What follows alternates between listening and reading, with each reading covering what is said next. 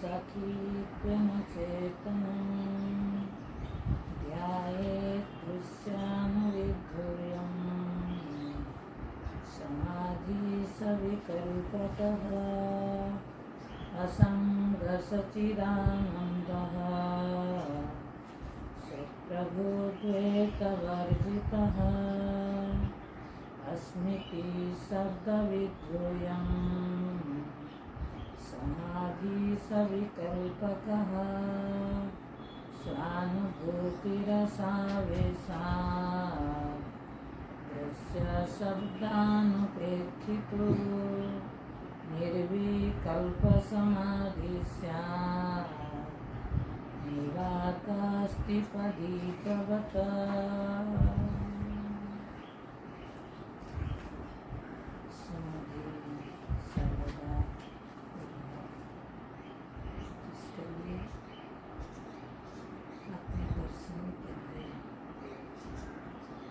चेतन की अनुभूति करने के लिए इस ग्रंथ का मूल विषय यही है कि चेतन का ध्यान करना है। तो वो चेतन कैसा है उसको जाने बिना उसका ध्यान कैसे उपाय क्या है, उसी का वर्णन इस ग्रंथ में किया। इसी ग्रंथ का मूल विषय है चेतन ध्यान। चेतन का ध्यान करना हमें जानना चाहिए। हमारा ध्येय, ध्यान मतलब क्या? ध्येय चिंतनात्। ध्यान करने के पहले चित्त में अपना ध्येय वस्तु का मालूम होना चाहिए कि मैं किसका ध्यान करूं, ध्येय मेरा क्या है। ध्यान तब करेंगे जब कोई वस्तु को जिसमें परिवर्तन न हो, जो जैसा हूं जब मैं ध्यान करूं वस्तु होना चाहिए, स्थिरता होना चाहिए, तब ध्यान। ध्यान में जो निरंतरता है तभी बनेगी जब ध्येय स्थिर अपरिवर्तित। लेकिन ज्यादातर वेदांत को छोड़कर के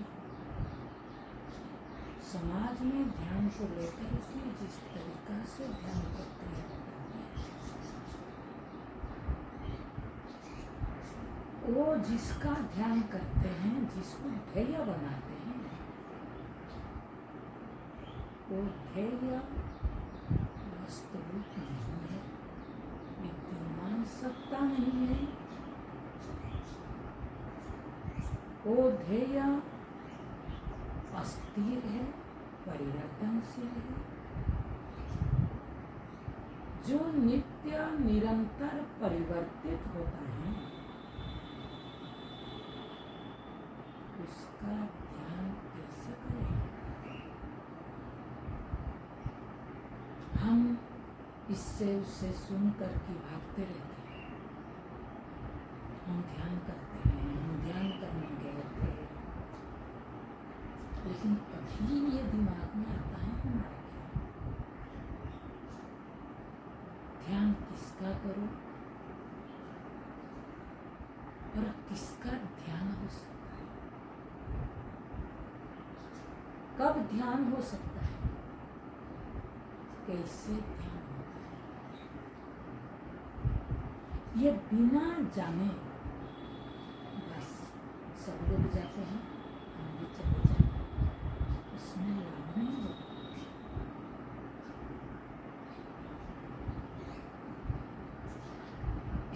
इसीलिए ध्यान करने के पहले ये प्रक्रिया आपको स्पष्ट होना चाहिए। बिना स्पष्टता से तो क्या है, एक क्रिया मात्र है। इसीलिए यहाँ पर उस बात को स्पष्ट किया गया कि ध्यान प्रक्रिया कैसे होना चाहिए। समाधि सर्वदा कुर्यात्, हमारा ब्रह्म सूत्र है, न्याय ग्रंथ है, वेदांत है। तो ब्रह्म सूत्र में ऐसे ही सांकेतिक रूप से दिया जाता है। यहाँ पर भी जो बात है, समाधि सर्वदा कुर्यात्, मुख्य बात है सर्वदा कुर्यात्। वहां जैसे दिया अथा तो पहला सूत्र दिया है, अथा तो ब्रह्म जिज्ञासा। यहाँ दिया समाधि सर्वदा कुर्यात्, सर्वदा कुर्यात्, हमेशा करो। क्या करो, कैसे करो, किसके लिए करो, इस प्रश्न को उठा करके उसका आधार फिर आता है। किसके लिए करो, बोले समाधि के लिए। क्या करो दिया नहीं, किसके लिए करो दिया, कितना समय करो दिया, सर्वदा करो, समाधि के लिए करो, कैसे करो दिया, उपेक्षा नाम रूप द्वय। ध्यान देना, ये श्लोक बहुत बढ़िया श्लोक। उपेक्षा नाम रूप द्वय सच्चिदानंद। नाम रूपे को उपेक्षा करना है, और सच्चिदानंद लक्षण जो वस्तु है उसमें तत्परता, उसमें सदा सर्वदा तत्पर उसके लिए रहना, तब होता है। हमने कह चुका है, जब उसके प्रति महत्व होती है। लेकिन ये नहीं बताया करो क्या, सर्वदा कुर्यात्। जैसे मैंने कहा वहां दिया था तो ब्रह्म जिज्ञासा, अब ब्रह्म का जिज्ञासा करो। लेकिन अब ब्रह्म का जिज्ञासा करो, अब मतलब कब, प्रश्न ये आएगा। इसी को कहते हैं जिज्ञासा। यहाँ आपके बुद्धि काम करना चाहिए।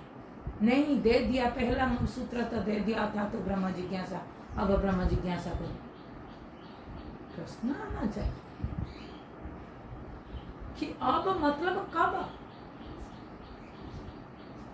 कब से ब्रह्म जिज्ञासा होना चाहिए। वो सूत्र में तो दिया नहीं। आप अगर दूसरा ग्रंथ उपनिषद अध्ययन नहीं किया तो आप कैसे जानोगे किसके बाद ब्रह्म जिज्ञासा होता है। यहाँ तो कोई अधिकारी प्रकरण नहीं दिया। इसी के लिए आपको, अगर आप उपनिषद या प्रकरण ग्रंथ का अध्ययन किया तब आप जानोगे कि कब ब्रह्म जिज्ञासा करना होता है। उसी तरह हमें भी समाधि शब्द का अर्थ जब हमें पता चलेगा, समाधि क्या है, तब फिर हमको लगेगा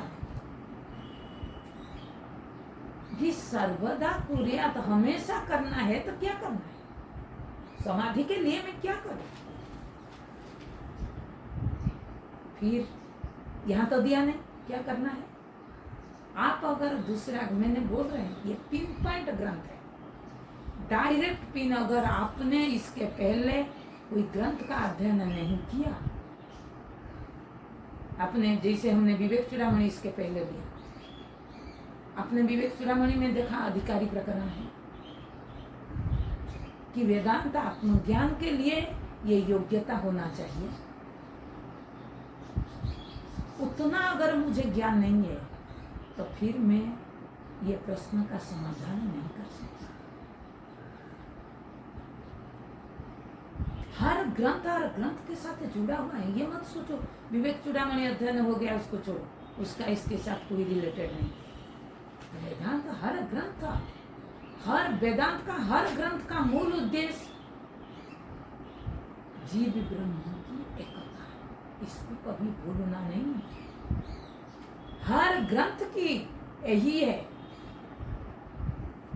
कि जीव ही ब्रह्म ही बनाता रहा। ये भी सिद्धांत को सिद्ध करने के लिए अलग अलग तरीका से ग्रंथ का वर्णन हो। यहाँ जब मैंने बोली कि इस ग्रंथ का विषय है चैतन्य ध्याय, था चैतन्य मतलब क्या? जीव ब्रह्म में जो ऐक्य, ऐक्य मतलब दोनों भेद नहीं है, एक वस्तु है। वो वस्तु क्या है? चेतन वस्तु। वस्तु चेतन ही होना चाहिए। चेतन के बिना ज्ञान कैसे होगा? मालूम कैसे पड़ेगा? और चेतन जो है उसमें कभी विकार नहीं होता है, तब हमें ध्यान कर सके। इसलिए कैसे रिलेटेड करते हैं वो सीखना जरूरी है। तब ये रिलेटेड जब तक आप नहीं कर पाओगे ना, तब तक निष्ठा नहीं बन पाएगा। और जब तक ये ग्रंथ का अध्ययन नहीं होगा, उसका आपके मेमोरी में नहीं होगी, तब तक मनन भी नहीं होगा। इस ग्रंथ में क्या कहा, उस ग्रंथ में क्या कहा, तब आप मनन करोगे। तो यहाँ भी ऐसे सर्वदा कुरिया, हमेशा क्या करे? हमेशा जीवन संयम। एक दिन संयम रखा, 2 दिन नहीं रखा, तो समाधि अवस्था नहीं होगा। क्योंकि समाधि में जो प्रतिबंधक अवस्था तो नहीं, समाधि स्थिति, सर समाधि स्थिति प्राप्त नहीं होगा। अरे समाधि स्थिति में जो प्रतिबंध है, वो प्रतिबंध क्या है? समाधि स्थिति में जो प्रतिबंध है, वो प्रतिबंध है इंद्रिय का बहिर्मुख।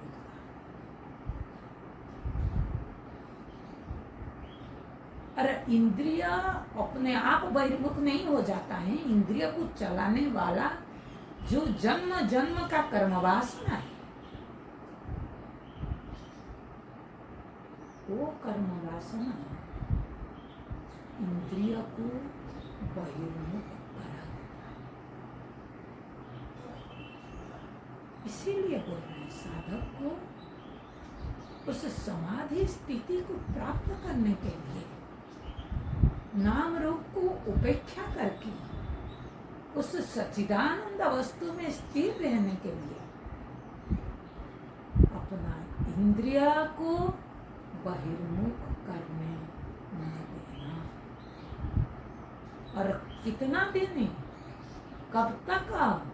बोले सर्वदा ध्यान देना। ये श्लोक का मूल निचोड़ है।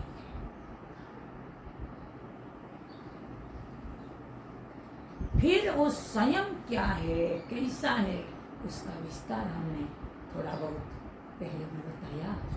जीवन कैसा होना चाहिए? संयमित जीवन, युक्ताहार विहारस्य युक्त चेष्टस्य कर्मसु, मतलब उस सच्चिदानंद वस्तु के लिए आहार, जो आहार उस चिंतन में प्रतिबंध बनता है, वो आहार में ग्रहण नहीं करता, चित्त वृत्ति को विक्षेप करता है। आहार मतलब पांच विषय, तो ऐसे विषय लो, ऐसे चेष्टा करो जो चेष्टा मुझे प्रवृत्ति में विस्तार में कराए, प्रवृत्ति से निवृत्ति कराए, वही इस वस्तु में स्थिरता में मदद करे। निद्रा जब मन करे तब सो जाए।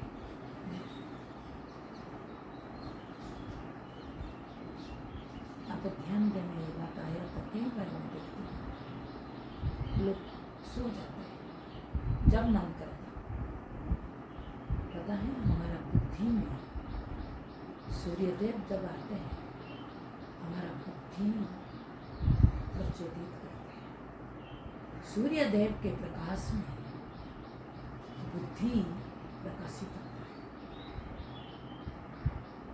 इसीलिए हमारा पुराने जमाने में घर के लोग कहते थे, ये सूर्योदय हो गया, आज जगा नहीं, सूर्यास्त हो रहा है, सो रहा है, मना करते हैं। इसका केवल साइंटिफिक रीजन नहीं है, इसका वैदिक रीजन है। उन लोगों को क्या साइंटिफिक रीजन पता है?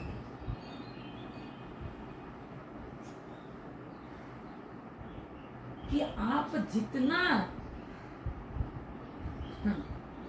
बुद्धि को उजागर रखोगे,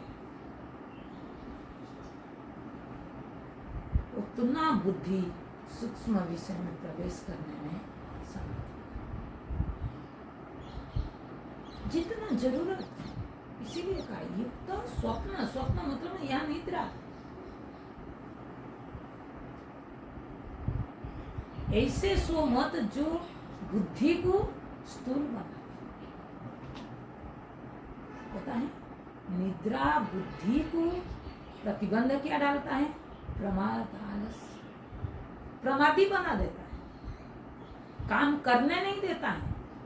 जिस काम में हमारा तत्परता रहता है, अगर ज्यादा शयन आप करते हैं वो तत्परता लड़खड़ाता रहता है। हर चेष्टा को आप देखो, जो चेष्टा करते हैं वो चेष्टा मेरे लिए कितना प्रतिबंध होता है। मेरे आहार मेरे लिए प्रतिबंध है या उपयोगी है?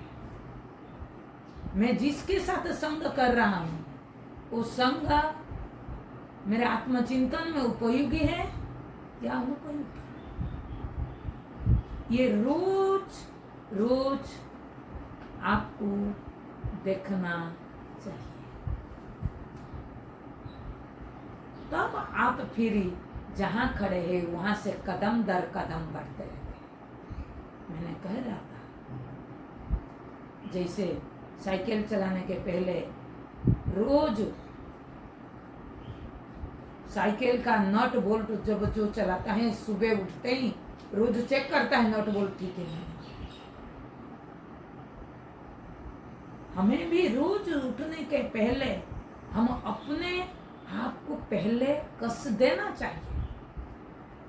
जैसे कोई साइकिल चालक वो देखता है ढीला है नट बोल्ट, तो पहले टाइट करता है, फिर साइकिल में यात्रा करता है।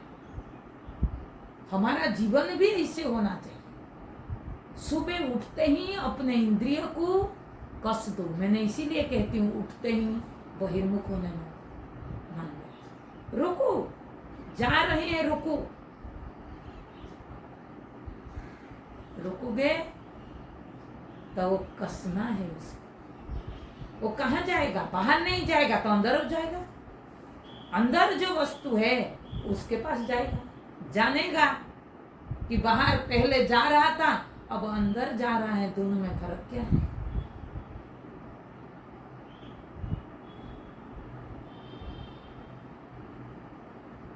इसीलिए सर्वदा कुर्यात, बात को समझना है। क्या सर्वदा करो, ऐसे कुछ न करो, इंद्रिय में स्थिरता न रहे।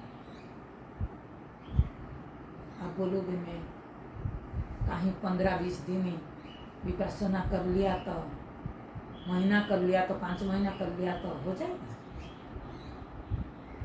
बाहर विषय को हटा सकते हैं? विषय तब हटेगा जब वो विषय के साथ व्यवहार करने समय वो विषय आपको, विषय का परिणाम प्रभाव आपके जीवन में दिखने लगे, उसका दोष दिखने लगे। विषय से हट जाने से विषय निवृत्ति नहीं होता है।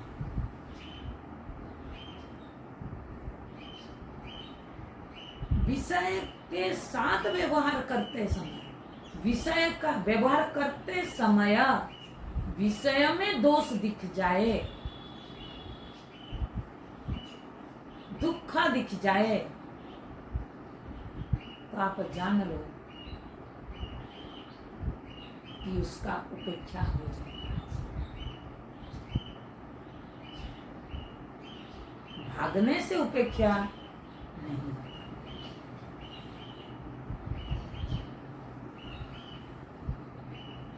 इसलिए इस बात को समझो।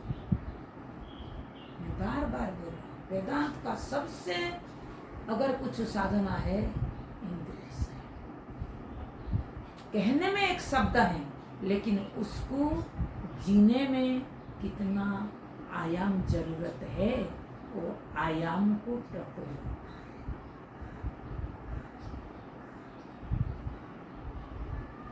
जैसा संग, जैसा आहार, हमारा उपनिषद में दिया, आहार शुद्धि, सत्व शुद्धि।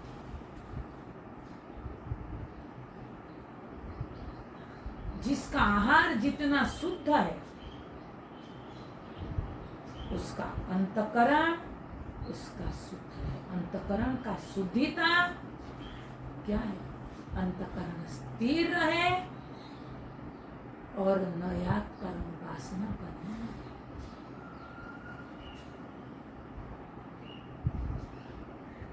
जब नया नया कर्म वासना, पुराना तो जो पड़ा है, लेकिन नया नया कर्म वासना जब आता है ना, चित्त वृत्ति विक्षेप होता है। वही पुराना कर्म वासना फिर नया कर्म वासना उत्पन्न करता है।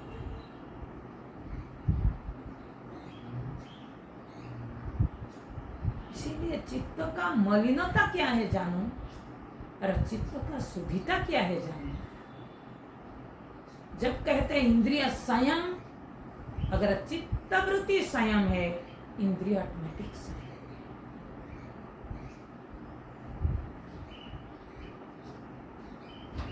अगर मन बुद्धि के अधीन है, तो अंतकरण ऑटोमेटिक, इंद्रिया ऑटोमेटिक शांत।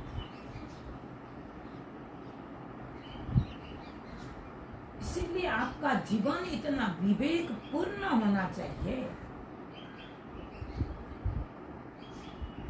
वासना पूर्ण नहीं, विवेक पूर्ण होना चाहिए, जिससे इंद्रिय संयमित हो जाए। और संयमित इंद्रिय ही नाम रूप का उपेक्षा कर सकता है।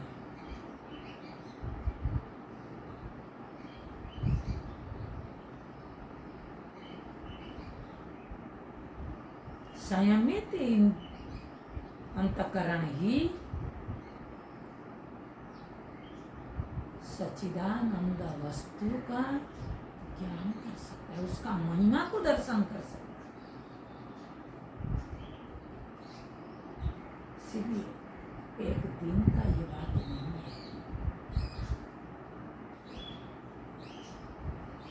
आपको रोज रोज शरीर को पोषण करने के लिए रोज रोज अन्न लेना पड़ता है। जन्म जन्म से हमने इतना भोग कर रहे हैं, तो भोग निवृत्ति एक दिन में चला जाएगा। आपको सच्चिदानंद वस्तु में उतना निष्ठा बन जाए कि कोई भी नाम रूप मेरे को आकर्षित नहीं कर सकता।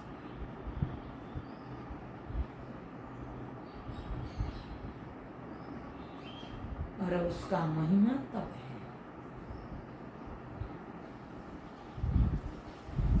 जब उसका क्या सामर्थ्य हमको एहसास हो।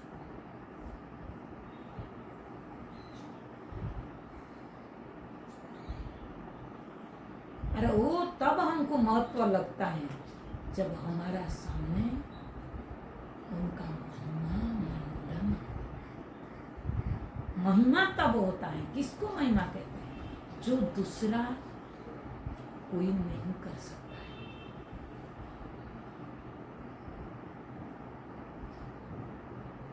भागवत में जब प्रभु ने अवतार लिया, उस अवतार प्रकरण में 10वां स्कंद जो पूरा है,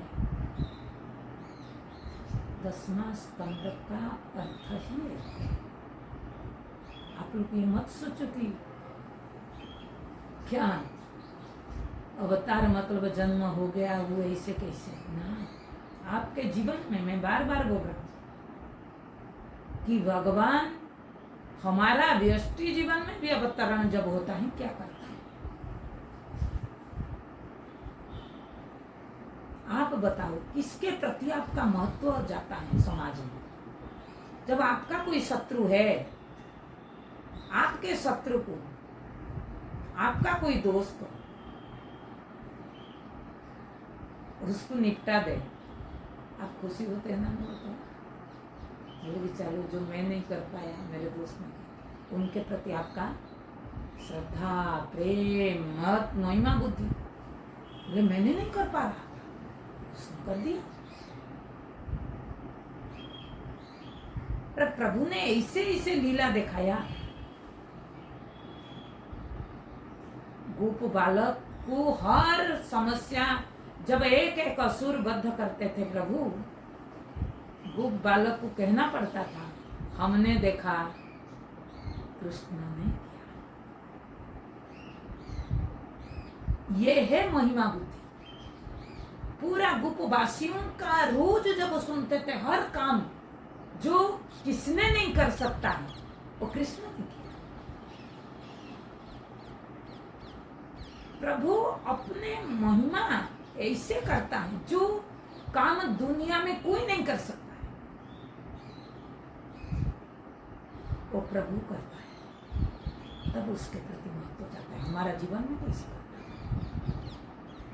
इस प्रसंग के अनुसार अगर देखें क्या कहें,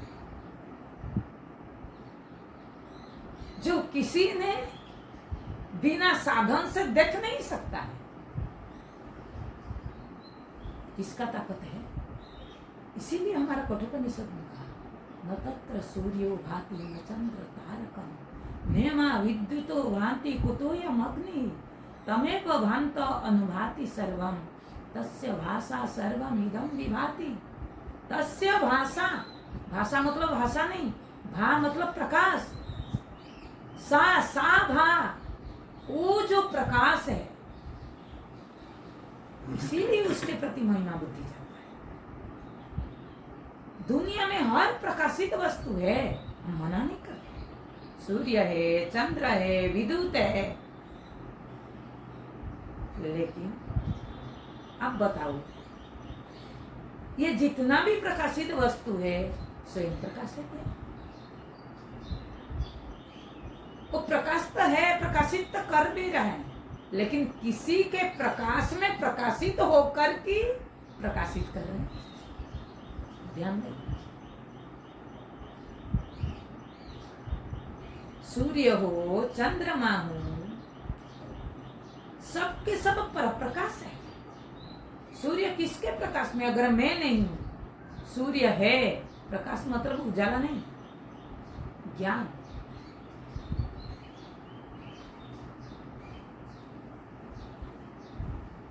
मैं हूं तो सूर्य मालूम पड़ता है।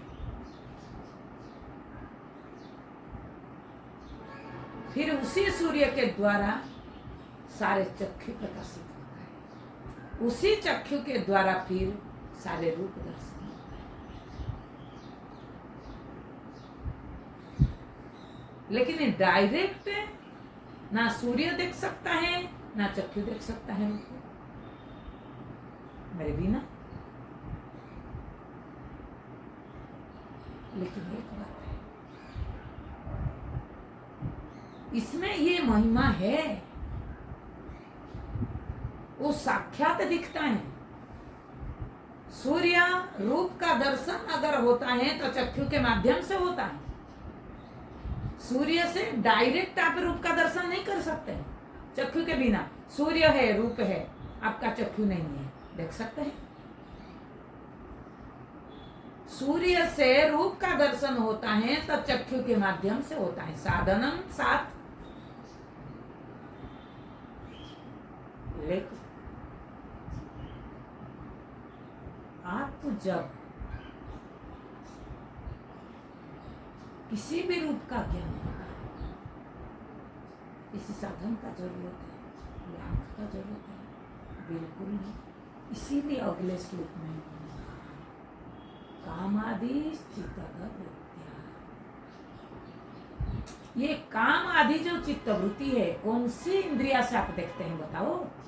वो तो रूप है, वो तो दृश्य है। रूप मतलब क्या? दृश्य।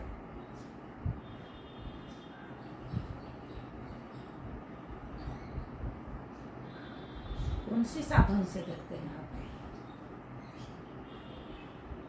साक्षात इच्छति। साक्षात में चित्तवृत्ति को देखता हूं, किसी साधन का आवश्यकता नहीं पड़ता। किसी का दर्शन करने के लिए, किसी दृश्य का दर्शन करने के लिए मुझे किसी साधन का जरूरत नहीं पड़ता है, और मुझे स्वयं को देखने के लिए भी किसी साधन का जरूरत नहीं पड़ता है। ये चित्तन का महिमा है। इसीलिए उपनिषद में क्या कहें? आत्मानम महिमानम, हमारे उपनिषद में दिया।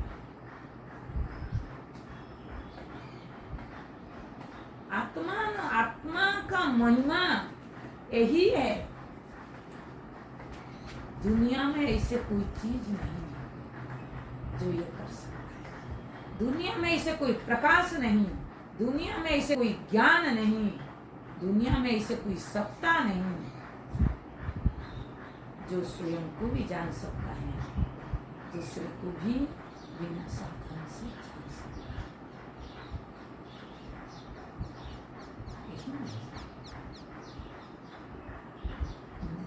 इसीलिए दसवां स्कंद का दृष्टांत भगवान ने जितना लीला किया, एक व्यक्ति के तौर पर अगर वो व्यक्ति होता, मुझे बताओ लोगों का महिमा क्यों गया?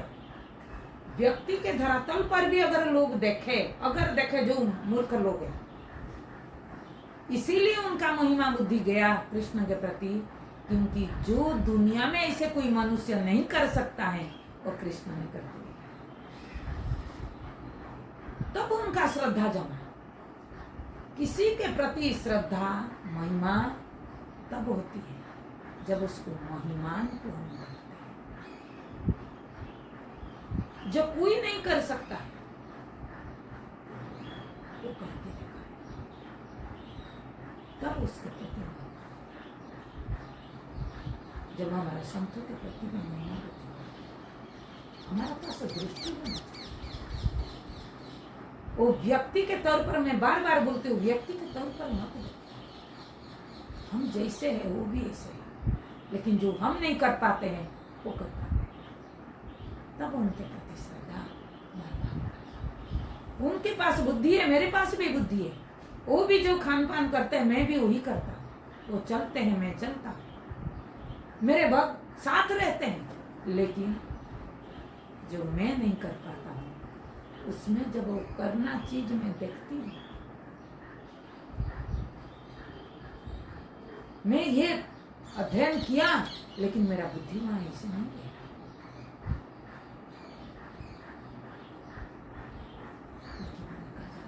मेरे पास बुद्धि है, उनके पास बुद्धि है। यही है महिमा का। आप खुद देखो, बिना कुछ विशेषता देखे महिमा बुद्धि नहीं। अरे जब तक महिमा बुद्धि नहीं होगा तब तक समाधि स्थिति प्राप्त नहीं होगी। उसमें निरंतर हम स्थिर नहीं होंगे। गोपियों ने, प्रभु ने वही लीला किया 10वां स्कंद में। पहले गोपियों को अपने ओर अपना महिमा देखा कर की अपने ओर आकर्षित किया। गोपी मतलब क्या? वृत्ति, हमारा वृत्ति। और ऐसे महिमा देखा देखा करके आकर्षित किया। गोपियों का चित्त वृत्ति कृष्ण के सिवाय और कुछ आया नहीं। काम करते थे घर का, वृत्ति में कृष्ण। एक दूसरे से बात करते थे तो कृष्ण।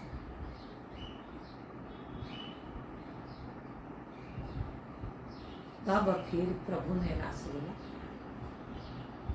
रास मतलब आगे यहाँ रास को क्या कहेंगे? निर्विकल्प समाधि। तो महिमा गान किससे होगा? सविकल्प समाधि से। नहीं, आध्यात्मिक अर्थ में प्रवेश है। इसलिए भागवत तो कोई कहानी नहीं है, भागवत अध्यात्म है।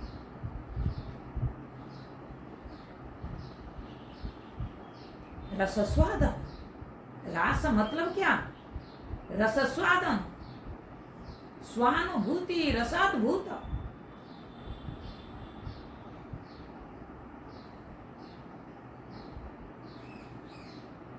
लेकिन वो स्थिति को प्राप्त करने के लिए पहले तो आपको ये करना पड़ेगा, उनका महिमान को देखो और उस महिमा को देखकर इस प्रसंग के अनुसार उस दृष्टा का महिमा जो कोई नहीं कर सकता। सबके सब दृश्य में आते हैं। कोई दृश्य स्वयं को ना जानता है ना दूसरा को जान सकता। इसीलिए दृष्टा के ध्यान करना चाहिए। कैसे बोले आगे जो दो सुख दिया संकल्प समाधि के द्वारा उसका महिमा को देखो। हृदय थवा वही दिया। हृदय पहले हृदय में करो और सविकल्प समाधि का जो पहला श्लोक दिया, कामादि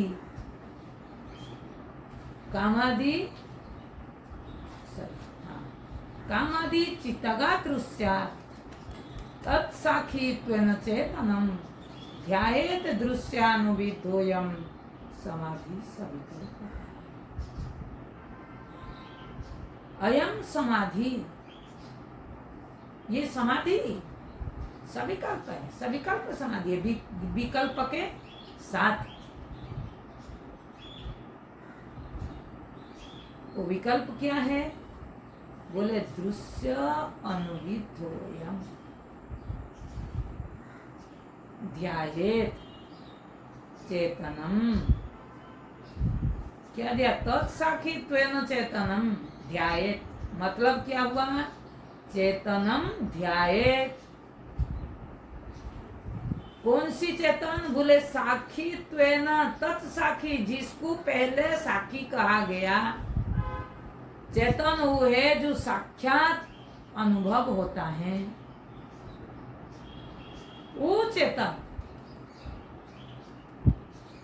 का भेदन करो, अनुभेदन करो, अनुकरण करो।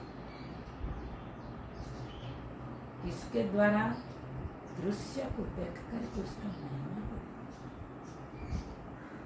बोले पहले अभ्यास अपने हृदय में करो, अंदर करो, बुद्धि अंतकरण में करो। कैसे करें? वहां तो दृश्य नहीं है। बोले दृश्य नहीं है, कामादि चित्तगा दृश्य। जितना वृत्तियां हैं काम आदि, वो सारे के सारे वृत्ति दृश्य है। क्योंकि कोई भी वृत्ति स्वयं को नहीं जानता है, दूसरे वृत्ति को भी नहीं जानता।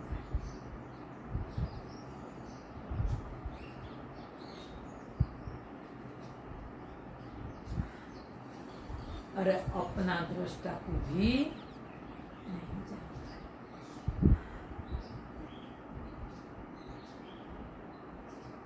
इसी आपके सामने प्रत्यक्ष है, आपका चित्त वृत्ति उठ रहा है, कामना उठ रही है, श्रद्धा उठ रहा है, बंध मुक्ति रूपी वृत्ति उठ रहा है। तो बंध का भी जो दृष्टा है, कोई मुक्ति का भी वही दृष्टा है ना? मुक्ति को जो जानता है, बंध को भी वही जानता है। मान का जो दृष्टा है, अपमान का भी दृष्टा है। निष्काम का जो दृष्टा है, कामना का भी दृष्टा है।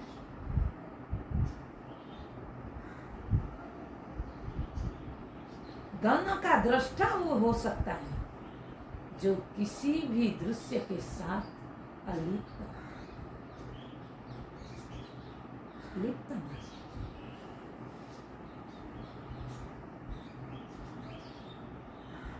किसी के रंग में जो रंजित नहीं। चित्त वृत्ति मुझे मालूम पड़ता है, मुझे ज्ञात होता है। जो चीज जिसको ज्ञात होता है, वो चीज हो नहीं सकता है। मुझे देह मालूम पड़ता है, मुझे इंद्रिया मालूम पड़ता है, मुझे अंतःकरण मालूम पड़ता है।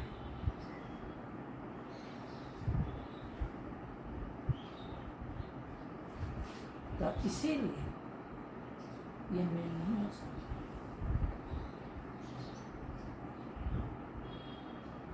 अगर बाहर दृश्य मुझे मालूम पड़ने से बाहर दृश्य में नहीं हो सकता, तो अंदर का दृश्य अंतःकरण में कैसे? अंतःकरण में चित्त वृत्ति में सुख दुख भाषित होता है। यहाँ सुख मतलब आनंद नहीं, अनुकूल परिस्थिति। जो चीज मुझ में भास होता है वो मैं नहीं होता। लेकिन दूसरा ये भी बात है, वो वस्तु मुझसे भिन्न नहीं है।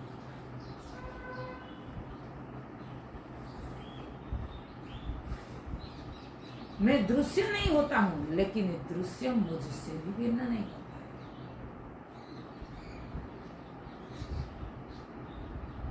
अगर चेतन नहीं होगा तो दृश्य का ज्ञान नहीं हो सकता।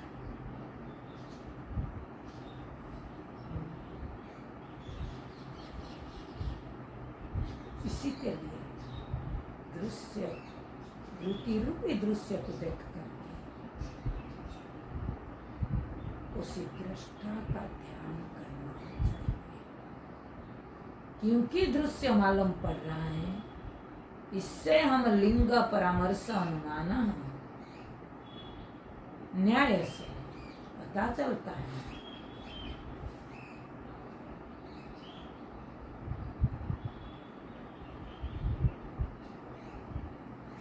कि कोई चेतन दृष्टा निश्चित रूप से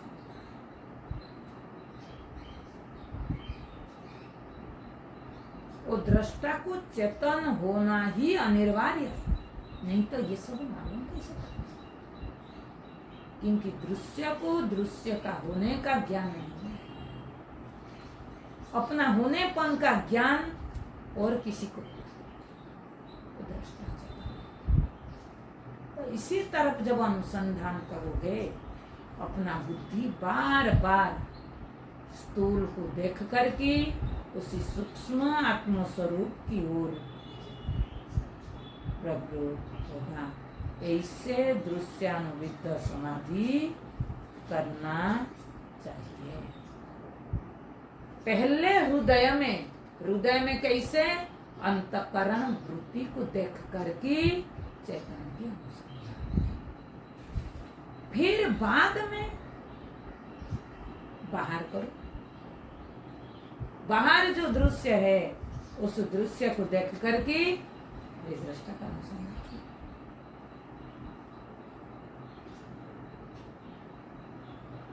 लेकिन हम लोग को ना अंदर नहीं करते, बाहर तुरंत चला जाता है, अंदर से पूरा।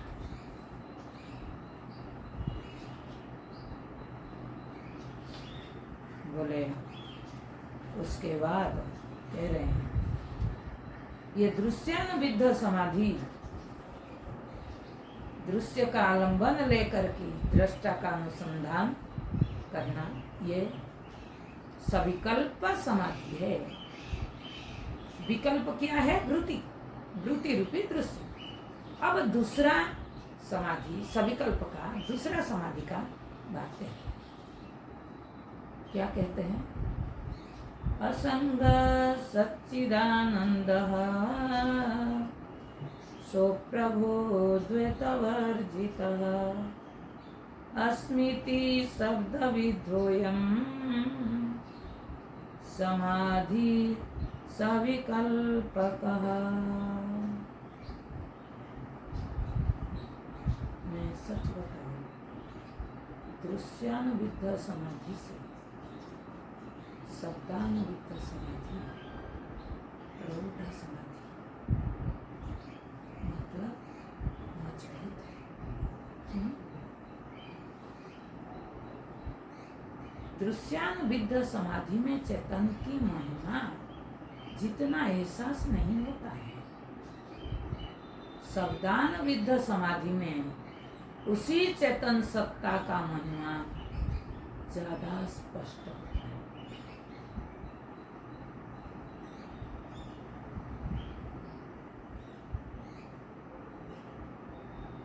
जब चेतन की महिमा स्पष्ट होता है तब उसमें निष्ठा होती है। कैसे? बोले श्रुति ने जैसे जैसे उस चेतन के, उस दृष्टा के बारे में जो जो शब्द दिया, जैसे कहा, और आप अनुसंधान, वो श्रुति कहा बोली माना इसे नहीं है। आप जब अनुसंधान करोगे, ये जितना शब्द यहाँ पर दिया सारे उसी दृष्टित्व में घटित। क्या क्या कहा? पहला लक्षण कहा असंग सच्चिदानंद। ये सब शब्द हैं। असंग सच्चिदानंद स्वप्रभ, स्वप्रभ मतलब स्वयं प्रकाश, द्वैत वर्जित, जहाँ किसी प्रकार का द्वैत प्रपंच नहीं है।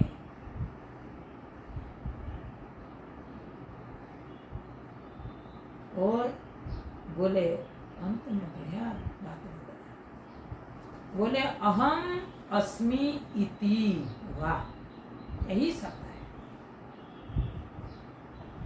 ये शब्दानुविद्ध समाधि में ये संभव है, अहम अस्मि इति। विद्धोयम, विधि शब्द दिया, विधि मतलब जानू, शब्द के द्वारा आत्मा की महिमा को आप जानोगे। क्या जानोगे? अहम अस्मि इति। यही तो वेदांत का निचोड़ है। लेकिन शब्द के बिना अनुभेदन कैसे करोगे उस आत्मा में? इसी शब्द का आश्रय लेकर के जो अनुभेद करता है, अंतत गत्वा ये अनुभव होता है, अहम अस्मिति में ही वो हूँ। तब उस समाधि को कहते हैं शब्दानुविद्ध सविकल्प समाधि। कल इसका व्याख्या देखेंगे। ओम पूर्णमद पूर्णमिदं पूर्णात् पूर्णमुदच्यते पूर्णस्य पूर्णमादाय पूर्णमेवावशिष्यते। ओम शांति शांति शांति।